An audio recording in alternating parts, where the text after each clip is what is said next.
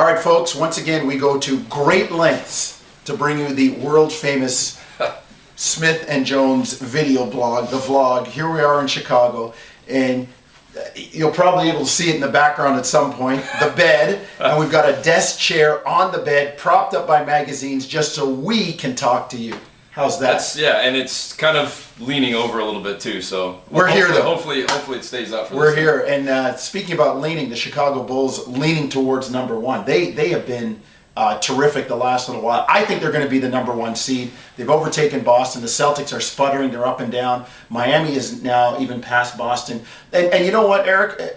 I don't think you want to be in the 2 or the 3 spot in the first round, because New York is dangerous, and right now Philadelphia is even more dangerous to play in the first round. I think Chicago's got the number one spot locked up, and it is going to be a dogfight between those 3 teams, Chicago, Miami, and Boston, to get to the Eastern Conference Final and eventually face, I think, the Lakers in the West. You know, and interesting as well that you look at what the Bulls have done this year, and we talked about this a little bit in previous vlogs, like earlier this season.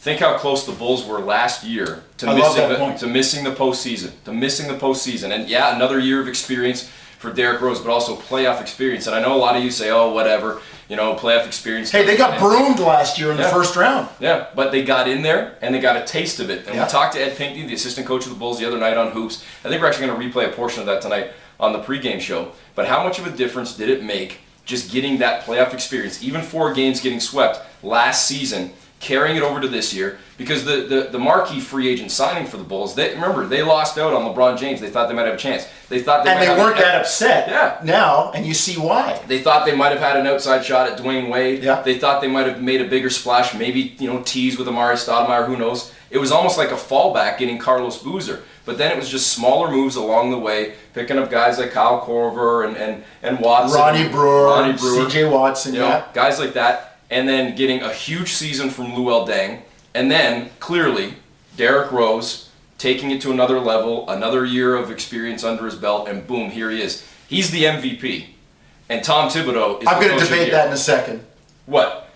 Dude, I know maybe you're looking past him because he's your guy, but you can't discount what Kobe Bryant is doing right now. And I think sometimes we take guys' greatness for granted. And I agree. The MVP is about... Nobody had Chicago, though, number one in the East. No. They were a playoff team, but not number one, and not beating the Heat and Celtics like they have. And so we might be taking Kobe for granted. Yeah. But even as good as the Bulls are, Derrick Rose has less talent around him than Kobe does in LA. And that's coming from a guy that is a Laker guy. Yeah. Kobe would be... I would actually probably put Kobe 2 on my list ahead of LeBron James. Yes. But it's Rose, Kobe, LeBron at this point. And I'll tell you what, I don't even know if Dwight Howard cracks the top 5. I think he's number 5 in there myself. Close. Yeah, I think Dwayne Wade deserves to be in that conversation too, right? And you certainly can't forget about what Dirk is doing in Dallas. Yep. I mean, all this Kevin Durant talk too, and that's why I think you kind of resign it to the fact that the MVP is about the season the guy's having, because we were talking about on the plane yesterday.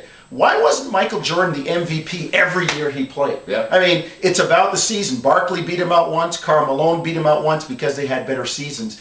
And I think we're taking Kobe's greatness a little bit for granted, but Derrick Rose is having a better season. And Tom Thibodeau, now if you asked me 6 weeks ago, another guy, I was giving Coach of the Year to Monty Williams, and he can't be blamed for Williams, Collins, maybe Thibodeau. Now Thibodeau's at the top. I mean, you can't deny what he has done and the impact he has had on this team, especially on the defensive side of things. And again, this is a team that was that close to being knocked out of the playoffs by the Raptors last year, and here they are, the number 1 seed in the East, and Jonesy saying maybe a favorite to go to the finals and represent the Eastern Conference. So I mean, it's crazy just how quickly it can turn around like that in such a huge way. I mean, we thought they'd be good this year, but not this. Not the number 1 seed, no. And it gives credit to, as you said, one kind of under the radar move, a decent move, and all the other little moves.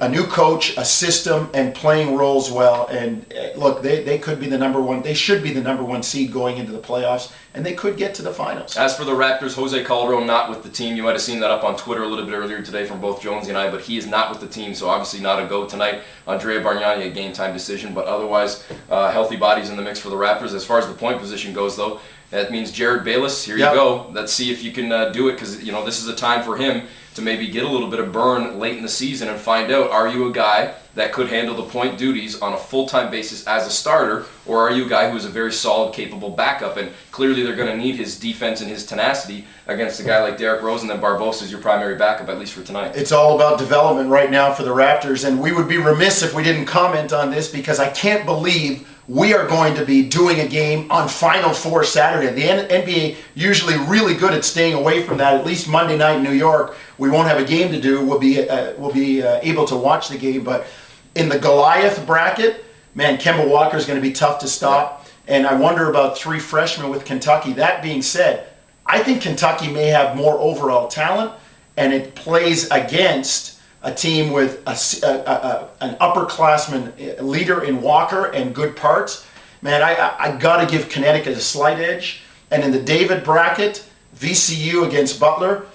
Butler has a little bit of experience. I think they're a little bit tougher, and sorry, Sherm, I know people have been knocking VCU down. I didn't, but I think Butler edges them out in this. And hey, a team from outside of the Power 6 conference for the second year in a row gets to play for all the balls of wax. I'm going to steal the line. I know it's not original, but I just want VCU to win, not necessarily for Sherm, but I want VCU and UConn in the final so that we can have Shaka Khan.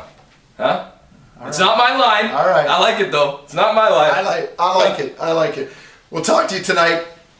Pre-game at 7:30 Eastern. 7:30 Eastern.